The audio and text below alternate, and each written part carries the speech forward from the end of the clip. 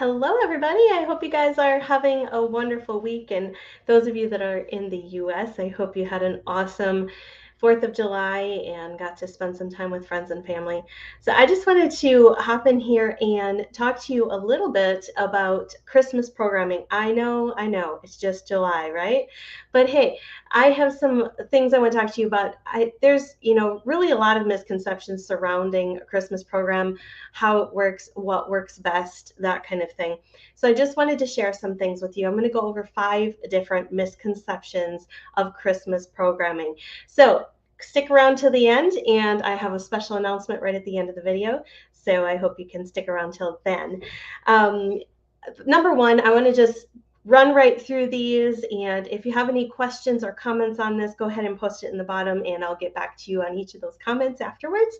But I'm not going to focus on comments while I'm videoing, just so that I can keep track of what I'm talking about here. So number one, a lot of people think in order to do Christmas programming that you have to be experienced and really have some training and know exactly what you're supposed to do with directing a Christmas program. But that's really a misconception, because you can learn a whole lot of things as you go. You can also learn a lot of it online. So there's a whole lot of different ways to do this, but anybody can learn how to direct a Christmas play. And I can speak from experience, because my very first Christmas program that I directed, I was 18 years old. And I was directing youth and children. So basically I was one of them pretty much. And I just had to learn as I went. But I was in Christmas programs and loved it as a child. And so then when I was 18 and we had started pastoring at a new church, my parents asked me to start this Christmas program. So I kind of learned a lot that year. And I learned a lot the years following. I'm not going to tell you how many years, since you'll be able to figure out how old I am. But number one is that you have to be experienced. No, you don't. You can learn as you go. And one thing that I've also found is that once you choose a program that you're going to do, and there's a whole lot of different options for programs, but once you choose what you're going to do, if you search that on YouTube, a lot of times you'll be able to come across a video or something of another church that has done the same program, and you'll get a lot of ideas on how to do it from other churches. Also, if you purchase kids musicals or different things like that, there'll also be instructions in those on how to run it. So you don't need to panic about that. Number two, the second misconception that a lot of people think is that you have to have trained actors or people that really know what they're going to do, especially if it's a bigger production. You have to have some people that really know what they're doing, have had voice lessons, dance lessons, whatever. But that's really not true either, because if they want to be a part of the program, you will find that you can teach them everything they need to know to make it a good program. Now, obviously, you're not going to be going to New York City on Broadway, right? But at your church, even if it's a very large church, you can do an amazing program with complete beginners that have never had any training before. So there's, again, a lot of things you can learn online, but if you follow the instructions in your program that you purchased, or if you also just do a lot of your own research, you'll learn how you can direct those beginners, and they can learn exactly how to do it. Number three, you need lots and lots of people to be involved in a Christmas program. Well, obviously, having lots of people is very nice. It makes the work a little bit easier for you. But on the other hand, you don't have to have a whole lot of people. There were many, many years when I did it by myself or with one other helper. So you can do it, and you just keep it simple. If one thing I've learned over the years of Christmas programming, puppet programs, even violin performance, if you keep it simple, but you do an excellent job at what you're doing, people aren't going to say, well, they didn't do this part or they didn't do that part. They're going to notice the excellence in the small parts that you did instead of expecting more. And so the thing is don't, less is more. We always hear that, right? It's true in musicals as well. If you keep it smaller or simpler, but you do that excellently, then that's going to be a wonderful program. Don't try to overdo it, because if you don't have enough staff to do all kinds of extra special things, even down to spotlights, if you don't have spotlights or you don't have enough people to do spotlights, It's okay. Keep the lighting on so everybody can see everything and go with it and do an excellent job. So also on another side of this is the amount of actors. If you're going to do a big musical, sometimes you can double or triple actors even.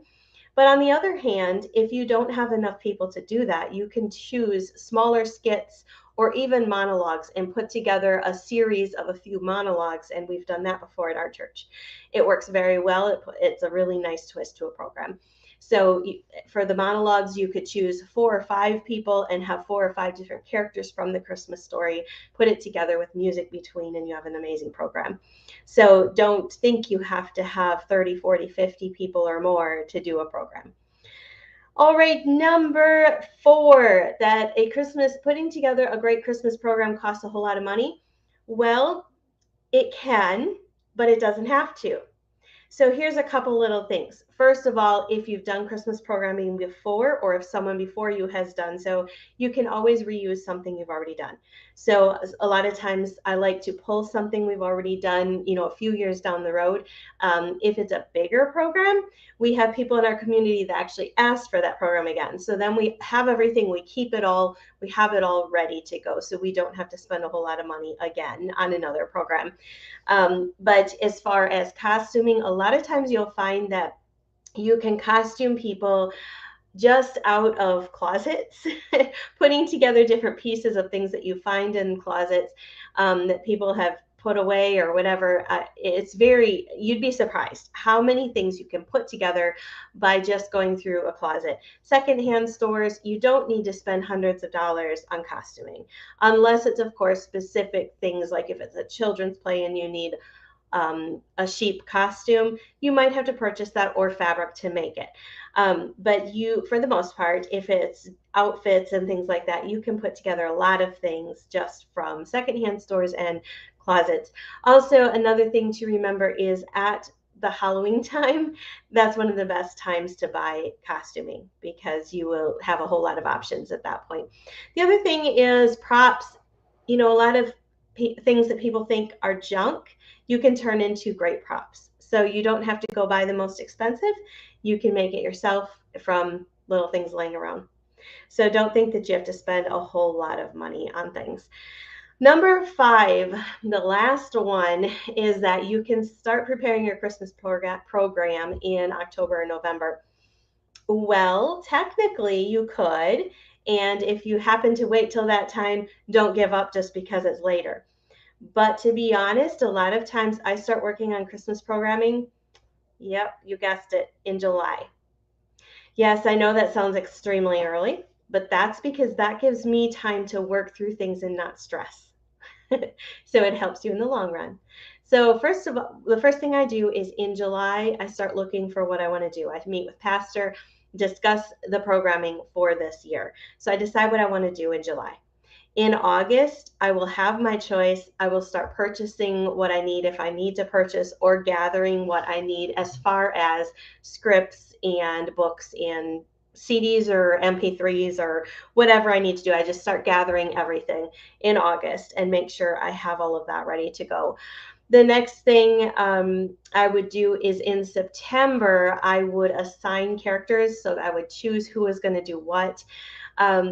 Sometimes I like to have a meeting with all the children or youth or whoever I'm using for the program, depending on what it is.